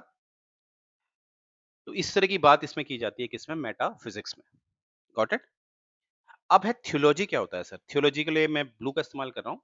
थियोलॉजी के मैं इसके अंदर बना रहा हूँ। यानी कि थियोलॉजी एक मेटाफिज़िक्स का ही पार्ट है। यानी कि थियोलॉजी स्पेसिफिक हो जाती है। थियोलॉजी में सिर्फ़ हम किसकी बात करते हैं? रिलीजियस की। गॉड एक्सिस्ट होता नहीं होता, ठीक है? क्या हमारे जो देवी-देवता का रूप बताया 33 करोड़ देवी-देवता बताए गए हैं। हालाँकि उसमें भी एक अलग मिथ है ना? 33 करोड़ देवी-देवता होते हैं। क्या शिव जी हिमालय में रहते हैं? या पैगंबर मोहम्मद क्या सच में जो जिब्राल जो एंजल उनको मिले थे, हीरा गुफा में ना, हीरा गुफा थी, वहाँ पर बैठे थे पैगंबर मोहम्मद, वहाँ पर जिब्राल करके एंजल आई, क्या वो सच है? इस तरह की बातें आपको मिलती हैं थियोलॉजी। थियोलॉजी जुड़ी होती है रिलीजन से, किससे जुड़ी होती है? स्पेसिफिकली रिलीजियस होती है। और मेटाफिजिक्स एक ब्रॉड टर्म है। तो मेटाफिजिक्स और थियोलॉजी में क्लियर हैं अब आप? सिर्फ थियोलॉजी बता दो। थियोलॉजी जो होता है वो मेटाफिजिक्स का ही एक पार्ट है जो स्पेसिफिक होता है रिलीजियस मैटर से, ठीक है? जैसे एक क्वेश्चन मैं उठा रहा हूँ, क्या नवरात्रियों में अगर मैं चिकन मटन खा लूँ नवरात्रियों में, क्या मुझे पाप लगेगा? क्या माता नाराज़ हो जाएगी? तो इस तरह के क्वेश्चन क्या मेरे सेंसेस ऑब्जर्व कर सकते हैं बताओ? No sir. पर इस स्टडी को हम थियोलॉजी में रखेंगे। क्या ये स्टडी मेटाफिजिक्स में भी आएगी? आएगी।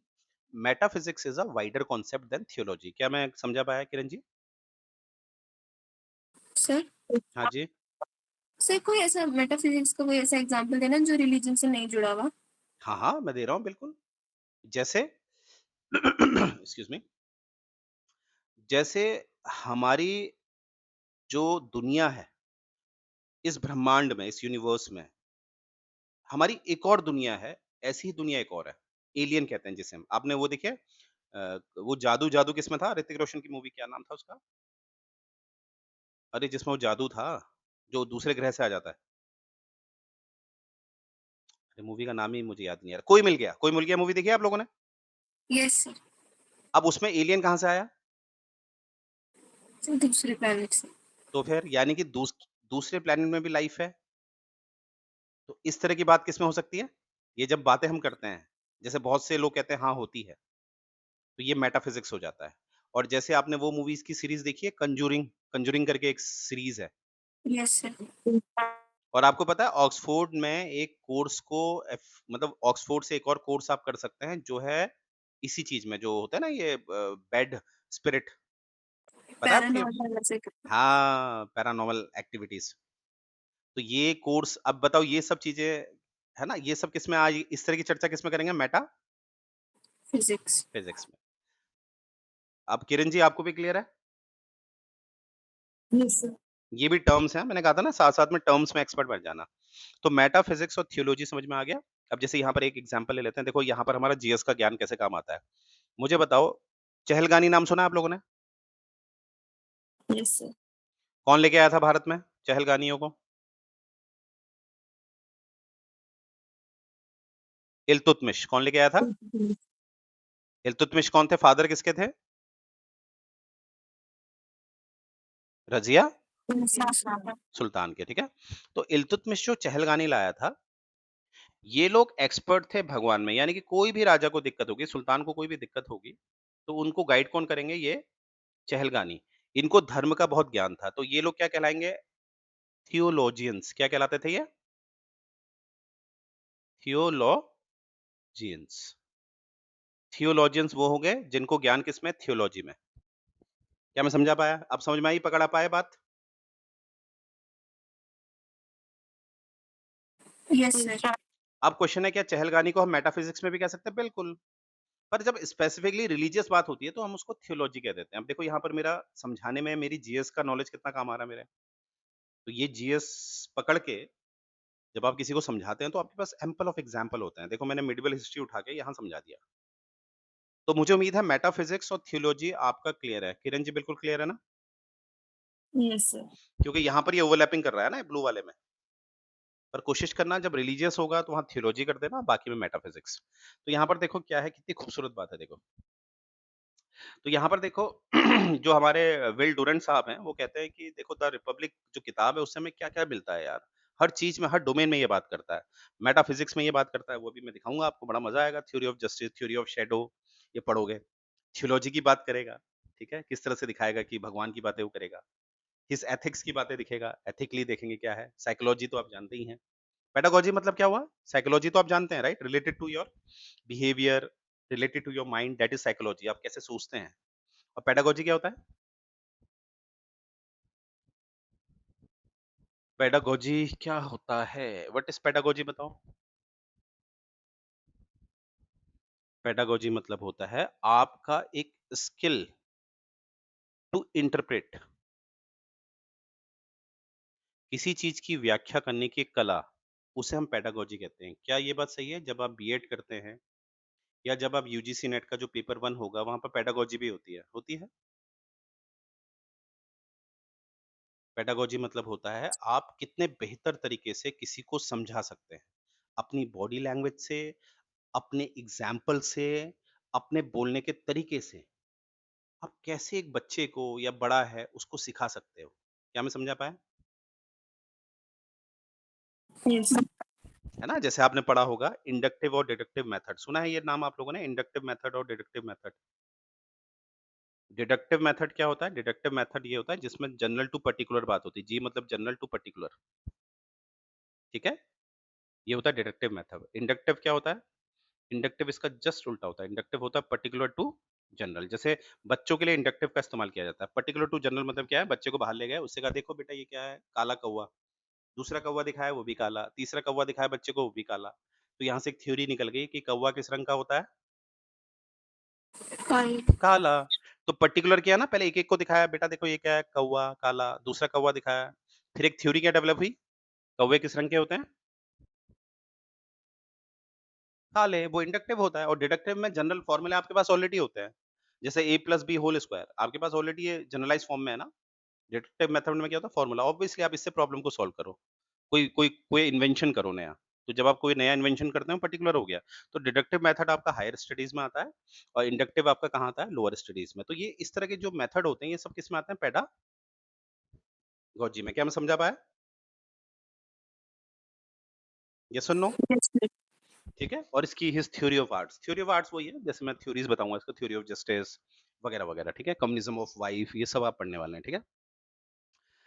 तो कहने का ये मतलब है कि इस स्लाइड को जब आप पढ़ोगे कि यहाँ पर आपको सिर्फ़ यही चीज़ नहीं दिखेगी, डूडेंट हिसाब के हिसाब से, और क्या हमें दिखता है कंटेम्परेरी जो ऐसे विचार जो आज भी काम आ रहे हैं, जैसे कम्युनिज़्म पे इन्होंने बात करी है, सोशलिज़्म में इन्होंने बात करी है।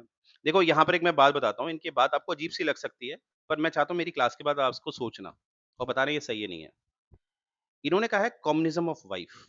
ही वाज़ द फर्स्ट जिसने कम्युनिज़्म का वर्ड कम्युनिज़्म की बात की है। कभी आपसे क्वेश्चन आता है कि हू वाज़ द फर्स्ट फिलॉसफर जिसने कम्युनिज़्म की बात करी है, तो ऑप्शन में कार्ल मार्क्स भी होता है। और ज़्यादातर लोग कहाँ टिक करके आ जाते हैं? No, this is wrong. अगर फर्स्ट टाइम पूछा गया तो किसका नाम लिख के आएँगे? प्लाटो ने कम्युनिज़्म ऑफ वाइफ्स दिया था। प्लाटो के अनुसार क्या था? आपको सुन के थोड़ा अजीब लगेगा। प्लाटो कहता था कि कभी भी शादी वाला सिस्टम नहीं होना चाहिए। क्या होना चाहिए? जैसे ये एथेंस है, एथेंस में जो बहुत सुंदर बालिकाएँ हैं, बहुत सुंदर बालिकाएँ हैं, वो हो गई, और जो थोड़े से मस्कुरल लोग हैं, मतलब लंबे-चौड़े लड़के हैं, ठीक है? वो। उन दोनों को ही अलाउ होना चाहिए कि वो बच्चे पैदा करें, ठीक है? उन दोनों को ही अलाउ होना चाहिए कि बच्चे पैदा करें, ठीक है? और बच्चे पैदा करने का भी एक सीज़न होना चाहिए। वो उसने कहाँ से सीखा? वो उसने सीखा जानवरों से, ठीक है? क्योंकि आपको पता है, हमारा एक मीटिंग टाइम होता है जानवरों पे, तो उसने ये लाइन दी और उसने ये बोला कि शादी नहीं होनी चाहिए, और ये जो इंटरकोर्स है, ये जैसे ये राम है, कोई मानते हैं ना राम, और यही लड़की के साथ इंटरकोर्स कोई दूसरा आदमी भी करेगा, श्याम। ठीक है? यानी कि अलग-अलग लोग इंटरकोर्स करेंगे। अब उससे क्या होगा, जब बच्चा पैदा होगा तो ये पता ही नहीं है कि ये राम का बेटा है, श्याम का बेटा है या किसका बेटा है। अब देखो उससे क्या होता है कि हमें यही नहीं पता है कि इनमें से हमारा बच्चा कौन-सा है। देखो इस प्रोसेस से क्या हुआ, इस प्रोसेस से मानते हैं ब्रीडिंग हुई, ब्रीडिंग के बाद 100 बच्चे पैदा हो गए। टेक एन एग्जांपल, 100 बच्चे पैदा हो गए। बच्चे अच्छे होंगे क्योंकि पिताजी बहुत लंबे-चौड़े हैं, माँ सुंदर है ना? डीएनए तो मैटर करता है। तो 100 बच्चे पैदा हुए। अब देखो यहाँ पर राम है। राम को ये पता ही नहीं है इन 100 बच्चों में से मेरा बच्चा कौन है। बस उसको ये पता है कि इनमें से मेरा एक बच्चा है, इनमें से मेरा एक बच्चा है। तो ऑब्वियसली राम साइकोलॉजी क्या करेगा? राम की साइकोलॉजी कहेगी कि सभी बच्चों का ध्यान रखा जाए। पकड़ पाए मेरी बात? सभी बच्चे मेरे हैं क्योंकि इनमें से एक बच्चा मेरा है, तो सभी बच्चों का मैं ध्यान रखूँगा। तो देखो इस तरह के माहौल में क्या होता है कि ये जो आदमी होते हैं, इनको ये नहीं पता होता है कि इनका बच्चा पर्टिकुलर कौन-सा है, इनको ये पता है कि इनमें से मेरा एक बच्चा है। तो ऑब्वियसली ये सब आदमी क्या करेंगे, हर बच्चे का ध्यान रखेंगे। अब हर प्रजा को अपना बच्चा समझेंगे। क्या मैं समझा पाया? सिर्फ़ वो सीज़न वाली बात कर दी आपने, सॉरी? सीज़न वाली। Season meeting meeting. जैसे जानवरों में क्या होता है, कभी भी आप देखना, जैसे कभी भी आप देखेंगे बरसात के समय पे जानवर मीटिंग करते हैं। सबसे ज़्यादा मीटिंग टाइम जो होता है वो जानवरों का बरसात के समय होता है। जैसा कभी आप है ना डॉग पालने का शौक रखेंगी, तो जो अच्छा ब्रीडर वो आपसे कहेगा आप बरसात तक रुक जाओ। क्योंकि बाय डिफ़ॉल्ट जानवर मीटिंग करते हैं बरसात के समय पे ज़्यादा। क्या मैं समझा पाया? Yes sir. तो इसीलिए उसने ये अब सुन के थोड़ा अजीब लग रहा होगा आपको, पर आप गहराई से सोचोगे तो आपको समझ में आएगा, असल में करप्शन की जड़ क्या होता है। देखो, मेरी शादी हो गई, है ना? मेरा बच्चा हो गया और समझ लो मैं एसडीएम हूँ कहीं पर। अब यार आज का समाज मुझे क्या सिखाता है कि मेरा बच्चा ऐसा पढ़ना चाहिए कि भैया जिसकी स्कूल की फीस ₹20,000 महीना हो। होता है ना आजकल तो स्टेटस की बात होती है। चाहे वहाँ पढ़ाई खत्म है। पर होता ना यार ये वाले स्कूल में पढ़ाएँगे हम सेंट स्टीफन, सेंट ज़ेवियर्स ऐसे स्कूल में पढ़ाएँगे बच्चे को। अब यहाँ पर ₹20,000 पर मंथ जा रहा है एक्स्ट्रा। अब मेरी एक एसडीएम की सैलरी क्या होगी ज़्यादातर 55-56 हज़ार, ₹60,000 लगा लो स्टार्टिंग में। अब सोचो, तो अब मुझे मेरे बच्चे को भी आगे भेजना है तो यहाँ पर मेरा मैं क्या करूँगा एक्स्ट्रा कमाई को हम क्या कहते हैं? करप्शन। अब सोचो मैं करप्शन कर क्यों रहा हूँ? क्योंकि मुझे मेरा बच्चा क्योंकि मुझे पता है ये मेरा बच्चा है। मुझे मेरे बच्चे का विकास करना है, मुझे दूसरे बच्चे से कोई मतलब नहीं। तो यहाँ से जन्म लेता है करप्शन। तो इस करप्शन को दूर करने के लिए जब प्लाटो से पूछा गया कि क्या करना चाहिए, तो उसने बोला एक कॉन्सेप्ट दिया कम्युनिज्म ऑफ वाइफ का। और मैंने कम्युनिज्म ऑफ वाइफ आपको यहीं पे पढ़ा दिया कहीं न कहीं। तो देखो अगर सुन के अजीब-सा लगेगा, अगर एथिकली सोचोगे, मॉरली सोचोगे, क्या सर ये क्या बात हो रही है? That is wrong. बट इसको अगर ध्यान से समझोगे, तो दैट इज़ राइट। पकड़ पाए मेरी बात? पकड़ पाए, नहीं पकड़ पाए? और क्या ये प्रथा आज भी होती है? अगर इसमें से प्रथा जो है आज हमें समाज में दिखती है? बिल्कुल दिखती है। कैसे दिखती है आप मुझे बताओ? कभी भी लड़का-लड़की की शादी होती है, तो लड़का-लड़की में क्या देखने का कोशिश करता है? लड़की क्या होनी चाहिए? लड़का-लड़की देखने जाता है, तो क्या लड़की क्या होनी चाहिए बताओ? सुंदर। तो कहीं न कहीं तो आज भी है प्रथा में हमारे। और लड़के वाले को भी देखने जाते हैं ना, जैसे लड़की है ज़्यादा कोशिश की जाती है कि लड़का उससे लंबा हो, लंबा-चौड़ा हो। ऑब्वियसली जो आने वाले बच्चे होंगे उनका डीएनए उस हिसाब से स्ट्रॉन्ग होगा। मानते हो ना बात? हालाँकि अब वो ज़माना चेंज हो गया, आजकल तो ये लड़का सरकारी नौकरी में है या नहीं है? सबसे पहला तो पॉइंट ये है ना, चाहे लड़का बिल्कुल लड़की से भी पतला है, ठीक है? तो इस तरह की बातें देखो feminism, communism, socialism, feminism, birth control ये मैंने बताया बर्थ कंट्रोल। यूजेनिक मतलब वही होता है, यूजेनिक मतलब मैंने अभी तो बताया कि लड़की सुंदर होनी चाहिए और लड़का एकदम सुडौल होना चाहिए, बिल्कुल होता है ना मस्कुलर होना चाहिए, उसे यूजेनिक कहते हैं क्योंकि इसमें डीएनए क्या होता है, इस प्रोसेस के द्वारा डीएनए को इम्प्रोवाइज़ किया जाता है, ठीक है? ठीक है? और नेटज़ीन करके एक फिलॉसफर है, इन्होंने बताया है कि इन्होंने मोरालिटी में भी बात करी है, ठीक है? और एरिस्टोक्रेसी रूसो ने बताया है कि इन्होंने मतलब यहाँ पर से आपको इतना याद नहीं रखना, बस ये याद रखना है कि इन्होंने हर पैरामीटर में बात करी है, हर पैरामीटर। और याद रखना इस स्लाइड से हमने क्या देखा कि देखो इतने बड़े-बड़े फिलॉसफर खुद कहते हैं कि भैया जो प्लाटो है, उसने हर पैरामीटर में बात करी है, ठीक है? और हू वाज़ द फर्स्ट जिसने कम्युनिज़्म वर्ड का इस्तेमाल किया बताओ? Karl Marx Plato. और प्लाटो, ठीक है? प्लाटो। और मेटाफिज़िक्स और थियोलॉजी में डिफरेंस पता चल गया, येस और नो? यस जी। आगे देखो, आगे क्या है और हमारे क्या और यहाँ पर प्लाटो क्या कहता है? देखो प्लाटो की बात है वो मैं आगे बढ़ाऊँगा थ्योरी ऑफ जस्टिस। प्लाटो कहता है कि मेरा राजा हमेशा क्या होना चाहिए? फिलॉसफर। मेरा राजा क्या होना चाहिए हमेशा? फिलॉसफर। यानी कि अभी जब थ्योरी ऑफ जस्टिस आप पढ़ोगे, तो उसके हिसाब से फिलॉसफर ही राजा बनना चाहिए। क्योंकि फिलॉसफर जो होता है, वो इतना ज्ञानी हो जाता है कि वो मटेरियलिस्टिक वर्ल्ड की कामना नहीं करता है। वो लालची नहीं होता है, क्योंकि उसे तो ज्ञान हो गया है। क्योंकि उसको पता चल गया है मुझे कुछ नहीं पता, है ना? कि ये जितना भी इल्यूज़नरी वर्ल्ड है, मटेरियलिस्टिक वर्ल्ड है, ये मेरे किसी काम का नहीं है। तो ऐसे आदमी को जब आप राजा बनाओगे, तो ऑब्वियसली वो करप्शन करेगा नहीं और वो लोगों के लिए ही काम करेगा। कितनी खूबसूरत बात करी देखो। इसीलिए आपने देखा होगा ज़्यादातर जो प्रधानमंत्री, राष्ट्रपति होते हैं, वो एजेड होते नहीं होते बताइए, है ना? देखा यस होगा आपने? उनकी क्यों क्राइटेरिया क्यों नहीं रखा गया है कि जो प्रधानमंत्री हैं या प्रेज़िडेंट हैं, उनकी एक एज क्राइटेरिया होना चाहिए। कभी देखा आपने? कल मैं कह रहा हूँ 2029 में इलेक्शन होते हैं। अभी देखो 2025 में प्रधानमंत्री कितने साल के हो गए हमारे? 75 अब 4 साल और जोड़ लो कितने हो गए? अगर इनकी हेल्थ बिल्कुल सही है, सब कुछ ठीक है, तो आपको नहीं लगता कि 2029 के चुनाव में भी कौन जीत सकते हैं? कौन प्रधानमंत्री बन सकते हैं हमारे? मोदी जी। यहाँ पर बात ऐज की नहीं है, यहाँ पर बात है कि आप कितने बड़े फिलोसोफर्स हैं, ठीक है? तो ये चीज़ हमने दिख रही है, तो ये आप देख लो बहुत आसान है। और आगे क्या कहता है इसमें अगर फिलोसोफर गद्दी पे नहीं बैठाया जाएगा, कोई और आदमी बनाया जाएगा, तो वो स्टेट हमेशा किसकी गिरफ्त में रहेगा? एविल्स के, ठीक है? वो हमेशा किसकी गिरफ्त में रहेगा? तो यहाँ से हमने क्या सीखा कि प्लाटो के अनुसार उसका राजा क्या होगा? क्या होगा राजा? फिलोसफर। अब इन्होंने ये भी बोला है कि अगर हमें कोई फिलोसोफर नहीं मिलता, हमें कोई ऑप्शन है कि फिलोसोफर नहीं मिलता है, जेन्युइन फिलोसोफर नहीं मिलता है देखो, उसका भी इन्होंने प्लान बी बता रखा है।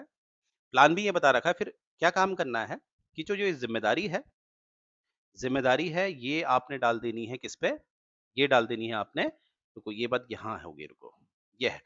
अगर हमें कोई फिलोसोफर नहीं मिलता है, तो हमने एक ऐसा स्टेट बनाना है जो है सब आइडल स्टेट। सब आइडल स्टेट को ये कहते हैं सेकंड बेस्ट स्टेट। इसका क्या मतलब होता है? इसका मतलब है क्योंकि ये कहते हैं कि इंसान जो होता है उसके अंदर कमियाँ होती हैं, उसके अंदर लालच कभी भी आ सकता है। क्या कहा मैंने? इंसान जो होते हैं उनके अंदर लालच कभी भी आ सकता है। तो उसमें ये सॉल्यूशन देते हैं कि अगर आपको फिलोसोफर नहीं मिलता है, तो आप क्या करेंगे? जो स्टेट है जो स्टेट है, वो काम कैसे करेगा? रूल ऑफ लॉ से। यानी कि रूल ऑफ लॉ आप कहाँ मेंशन करेंगे? किसी किताब में, ये रिटन फॉर्मेट होगा। जैसे भारत में क्या है रूल ऑफ लॉ अगर देखेंगे बेसिक रूल ऑफ लॉ हमारे कॉन्स्टिट्यूशन है। मानते हैं ये बात? Yes sir. भारत के लिए फंडामेंटल लॉ कौन-सा है? कॉन्स्टिट्यूशन क्या कॉन्स्टिट्यूशन एक ह्यूमन है?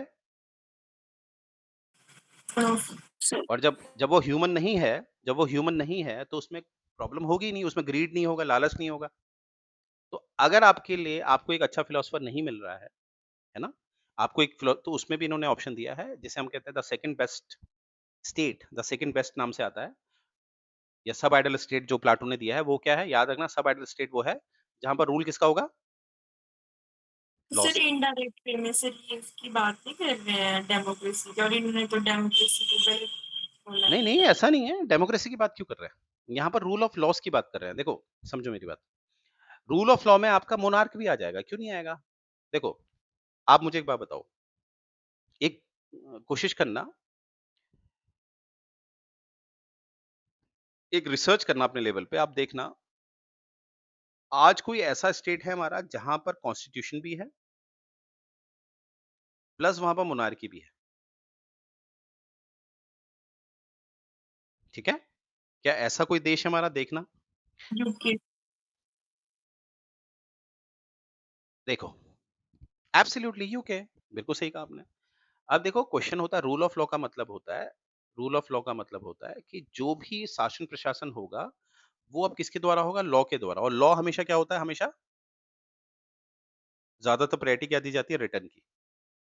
और इसी रूल ऑफ लॉ से निकल के आया आपका कॉन्स्टिट्यूशन। कॉन्स्टिट्यूशन में आपके फंडामेंटल लॉज़ होते नहीं होते बताओ? और कॉन्स्टिट्यूशन एक बुक है, एक इंसान नहीं है। तो यानी कि कॉन्स्टिट्यूशन जो है, जो बुक है इंसान नहीं है, तो इसमें वो वाली प्रॉब्लम नहीं है ना? तो प्लाटो क्या कह रहा है जब आपको कोई इंसान नहीं मिलता, कोई फिलोसोफर नहीं मिलता है। अभी आप फिलोसोफर नहीं मिलता, ये क्या बात हुई सर कैसे नहीं मिलता है? अभी मैं बताऊँगा थ्योरी ऑफ जस्टिस जो इन्होंने दी थी, वहाँ पर कैसे हमें करेज वाला आदमी मिलेगा, कैसे हमें एपेटाइट वाला आदमी मिलेगा या कैसे हमें रीज़न वाला आदमी मिलेगा, उसके लिए इन्होंने एक थ्योरी दी है, थ्योरी ऑफ एडुकेशन वो भी हम आगे चर्चा करेंगे। तब आप देखोगे उस थ्योरी से आपको समझ में आएगा कि किस तरह से हम ये चीज़ ला सकते हैं। इसमें टेस्ट की बात करी है उन्होंने। पर ऐसा भी तो हो सकता है कि हमें ऐसी सिचुएशन आ जाए कि हमें इस लेवल तक कोई मिल ही नहीं रहा है। तो अगर इस लेवल तक कोई नहीं मिल रहा है, तो हमें क्या रखना है फिर एक कौन-सा स्टेट है? सब आइडल स्टेट। सब आइडल स्टेट में कौन रूल करेगा? फिर रूल कैसे होगा? रूल बाय या रूल ऑफ लॉ। और रूल ऑफ लॉ का मतलब ये हो गया कि वहाँ पर क्या दिखता है आपको? कॉन्स्टिट्यूशन और कॉन्स्टिट्यूशन एक किताब होती है। और सिखिज़्म में देख लो, जितने भी हमारे 10 जो सिख गुरु थे, उसके बाद एक 11th गुरु किसको बनाया गया? गुरु ग्रंथ। क्योंकि हो क्या रहा था, जितना समय बीत रहा था, तो धीरे-धीरे, धीरे-धीरे क्या होगा क्योंकि कलयुग की तरफ आप जा रहे हैं ना, सनातन धर्म को उठाओ। तो कलयुग जितना बढ़ेगा, लोग उतने करप्टेड होते जाएँगे। तो ये बात समझ में आने लगी थी कि आगे जो भी गुरु बन सकते हैं, वो करप्टेड हो सकते हैं। तो इसीलिए सिक्किज़्म ने क्या करा, 11th गुरु क्या बना दिया, इंसान को हटा दिया। क्योंकि वर्च्यू डेवलप यानी कि जो गंदा वाला वर्च्यू होता है, लालच होता है, ग्रीड होती है, वो किसके अंदर आ सकती है? किताब में या इंसान में? इंसान। इसीलिए मैंने कहा था ना, तो इसीलिए देखो यहाँ पर इसने क्या दिया था, रूल ऑफ लॉ। अब सोचो उस समय की बात कर रहा है, इमेजिन करो। 4th सेंचुरी बीसी के आसपास की बात कर रहा हूँ मैं। उस समय इस तरह की बात करना, समझ रहे हो? और आज देखो सारे राज्यों में 21वीं शताब्दी ने हर जगह रूल ऑफ लॉ है। अगर 193 कंट्रीज़ हैं, अगर मानते हैं एज़ पर यूएन 193 कंट्रीज़ हैं, तो मैं कह रहा हूँ मोस्टली हर कंट्री में आपको क्या दिखेगा? या उनकी एक रूल बुक ज़रूर दिखेगी। तो इस तरह की बात कर रहा है प्लाटो, सोचो। और यहाँ पर थोड़ी-सी बात है कि प्लाटो रिटर्न एथेन कब, इस समय चला गया था और एक बहुत फेमस अकेडमी बनाते हैं, ठीक है? उस अकेडमी का नाम आप ज़रा मुझे बताएँगे, इन्होंने अकेडमी क्या बनाई है? और वहीं पर इनका एक प्रिय शिष्य है जिसका नाम क्या है? एरिस्टोटल। क्या नाम है? एरिस्टोटल, जो इनका सबसे बड़ा क्रिटिसाइज़र भी बनने वाला है। दैट्स इट, ठीक है? तो जो हमारी पॉलिटिकल ऑप्शनल की क्लासेस हैं, वो डेढ़-डेढ़ घंटे की तो खींचेंगी, ठीक है? क्योंकि मुझे उस हिसाब से सिलेबस भी पूरा करना है। तो यहाँ से क्या आपको समझ में आया कि प्लाटो का जनरल इंट्रोडक्शन समझ में आया? तो इसके गुरु कौन है बताओ फटाफट? सॉक्रेट्स। ये बात किसने कही है कि भैया मैं बहुत लकी हूँ कि मैं सोक्रेट के समय में पैदा हुआ हूँ? प्लाटो। ज़हर का प्याला किसने पिया? सॉक्रेट्स। इस इंसिडेंट से कौन डेमोक्रेसी के अगेंस्ट चला गया? प्लाटो। प्लाटो को हम सोफिस्ट कह सकते हैं। Yes sir. सोफिस्ट का क्या मतलब होता है? जो ट्रैवल करता है। ठीक है। क्या मैं गांधी जी को सोफिस्ट कह सकता हूँ? Yes sir. Very good. एक क्वेश्चन और आ रहा है मेरा आप लोगों से। एक मेटाफिजिक्स और थियोलॉजी में डिफरेंस बताओ। सर दोनों बियॉन्ड सेंस की बात करती है, लेकिन मेटाफिजिक्स ब्रॉडर, थोड़ा सा ब्रॉड अप्रोच है उसकी, और थियोलॉजी जो होती है वो रिलीजन की स्पेसिफिकली बात करती है। और चहलगानी किस में रखूंगा मैं? थियोलॉजी। और भारत में चहलगानी कौन लाया? इंग्लिश। इल्तुतमिश गद्दी में कब बैठा? 1210 से लेकर 1236, 1236, ठीक है? और एक क्वेश्चन और है मेरा कि क्यों द रिपब्लिक को इतना इंपॉर्टेंस दिया गया है?